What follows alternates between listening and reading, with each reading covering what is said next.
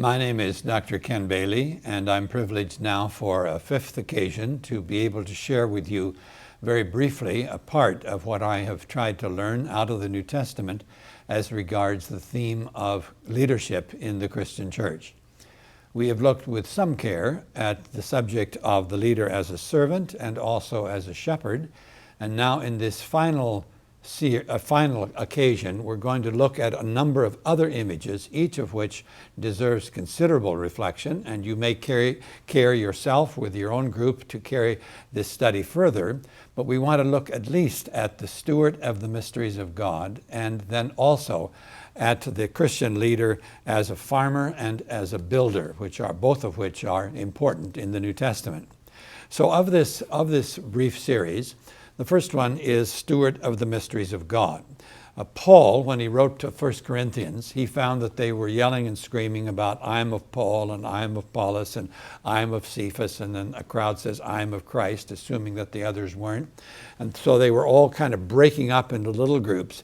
And Paul writes and says in the middle of chapter 3, this is how one should regard us. Not as leaders of various competing political groups. This is how one should regard us, as servants of Christ and stewards of the mysteries of God. Moreover, it is required of stewards that they be found faithful, not successful, but faithful. Paul was busy with a lot of things. He was a preacher evangelist, he was an author, he was the leader of a team of people that went around with him, the apostolic band. He was a working man. He fixed tents in order to make a living. He was a pastor. He was the administrator of an increasingly larger group of churches. He talks about his concern for all the problems in all of the churches. A very, very busy man. But at the core of his being, he understood himself to be a steward of the mysteries of God. Now, you've perhaps heard the story about the little kid who, on show and tell on a Friday in school, 4th grade, brought a white rabbit. And the kids all liked the white rabbit, and they petted it. It's got nice bright ears, bright eyes. And then the kids asked the teacher, is this a boy rabbit or a girl rabbit? And the teacher said, I'm sorry, I really don't know. I mean, other animals you can tell immediately, but with rabbits it takes a specialist, and I really don't know. And the kid said, well, this is important to us. We want to give the rabbit a name, and we can't give it a name until we know it's a boy rabbit or a girl rabbit. Then one little kid said, I know how we'll find out. We'll take a vote. Now, there are a lot of folks out there that think that the mysteries of God can also be discovered by vote. This is not the case. Paul understands himself to be a steward of the mysteries of God. And he doesn't find out the truth of God by asking his readers, in this case the Corinthians, now what do you think is more true than the other? And you get a vote, then the vote is going to determine. This concern or this commitment, this vision of himself is a big vision that is there all over the New Testament, and it begins with the person of Jesus.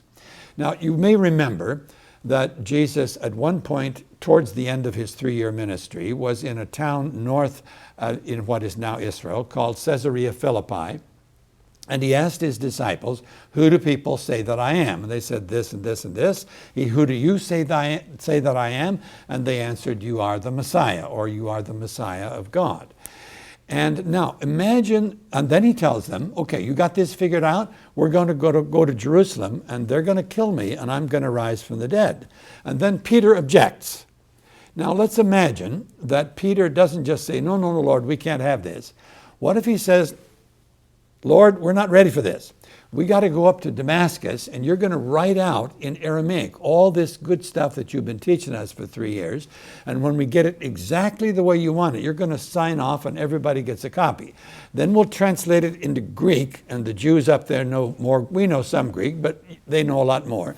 And we can get a really good Greek copy, and then we'll get it just the way you want it. You sign off, we all make copies. Then we go down to Jerusalem, and if anybody says, what's your movement all about? Our answer is going to be, do you want to read it in Aramaic or do you want to read it in Greek? We happen to have it in both languages. That isn't what happened. Down he goes to Jerusalem, and he gets arrested, and the chief priest says, what is all of this stuff you've been teaching these people? And he answers, ask them. This is a deliberate choice. He could have produced a book. He chose not to. Why? He wanted the impact of what he said and the things that he did to go through the guts of the people who were following him, and that it would come out and they would write up the story, and it would be a combination of what Jesus said and did and what it came to mean to them, and that this package together is the package that he wants to go out to the world, and that's precisely what happened. So here is Paul talking about himself being a part of this. He is a steward of the mysteries of God. Another phrase that is used is ambassador for Christ. Paul describes himself also as an ambassador for Christ.